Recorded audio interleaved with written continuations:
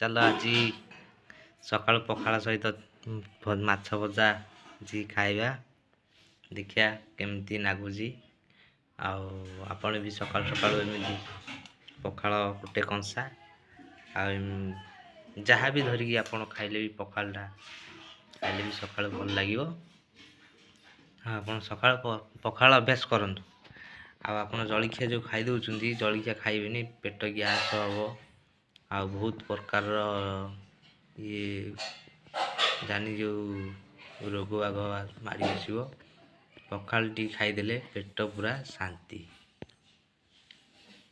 ଆଉ ଦେଖନ୍ତୁ ତା ସାଙ୍ଗକୁ ଆମର ଆଣିଛୁ ଲଙ୍କାକୁ ରସୁଣ ଆଉ ଲୁଣ। ଏରେ ଦେଖନ୍ତୁ ଚୁନା ମାଛ ଭଜା ହେଇଛି।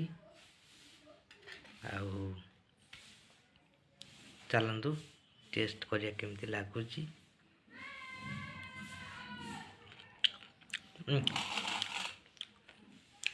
ସକାଳୁ ସକାଳୁ ପଖାଳ ସାଙ୍ଗରେ ଏମିତି ମାଛ ଭଜା ଯଦି ସବୁବେଳେ ହୁଅନ୍ତା, ଖାଲି ପେଶି ନଅନ୍ତା ମଣିଷ। ଯେ କାହିଁ ମାଛ ସିନା ମିଳିଲେ, ଆଉ ଯେତେବେଳେ ମିଳୁଛି ସେତେବେଳେ ଖାଉଛି, ଯେତେବେଳେ ନ ମିଳୁଛି ନାହିଁ। ଏଇଆ ହେଉଛି କଥା ଆଉ କ'ଣ। ଆଉ ବିଲ ବାରିବା ପାଇଁ ତ ଏଇ ଶୁଖୁଆ ଆଉ ମାଛ ଭଜା ଏଇଟା ଟିକେ ହେଲେ ହେବ, ନହେଲେ କମଳା। ଆଉ ସକାଳୁ କିନ୍ତୁ ଯାହା ହେଲେ ଟିକେ ଭଜା ଭୁଜି ଟିକେ ହେବ ଆଗରେ ଖାଇବ, ନହେଲେ ଟିକେ ଦଳାଦଳି ହେବ, ଶୁଖୁଆ ଫୁକୁଆ ଟିକେ ହେବ ତା ସାଙ୍ଗକୁ। ଆଉ ବହୁତ ଭଲ ଲାଗିବ। ତାପରେ ପଖାଳ କଂସାଟା ଉଡ଼େଇକି ଯିବ ପୁରା। ଖାଇଲେ ପଖାଳ ଖାଇଲାଟା ଖାଇଲା ପରିକା ଲାଗିବ।